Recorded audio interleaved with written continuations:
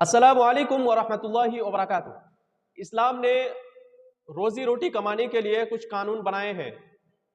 کسی بھی تاجر یا بزنس مین کو آزاد نہیں چھوڑا کہ وہ جس طرح چاہے مال کماتا جائے، بلکہ ہر ایک کو حکم دیا کہ وہ حلال روزی کمائے، ورنہ حدیث سن لیجیے۔ نبی صلی اللہ علیہ وسلم نے فرمایا، صحیح بخاری کتاب البیوع کتاب نمبر 34 کے اندر ہے، لَيَأْتِيَنَّ عَلَى النَّاسِ زَمَانٌ لَا يُبَالِي الْمَرْءُ بِمَا أَخَذَ الْمَالَ أَم مِّن حَلَالٍ أَم مِّن حَرَامٍ۔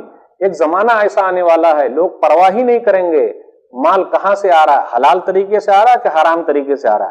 ماں باپ بھی چاہتے ہیں بیٹا پیسہ آنا چاہیے، بیوی بھی چاہتی ہے پیسہ آنا چاہیے، سب لوگ چاہتے ہیں کہ پیسہ آنا چاہیے، جو نہ کرے بابو بھیا وہ کرے روپیہ۔ کبھی ایسا نہیں ہو رہا بھائی حلال آنا چاہیے۔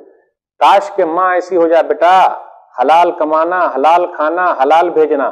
کاش ایسی بیوی ہو جائے، دیکھیے حلال کمائیے گا، حلال کھائیے گا اور حلال ہی بھیجیے گا۔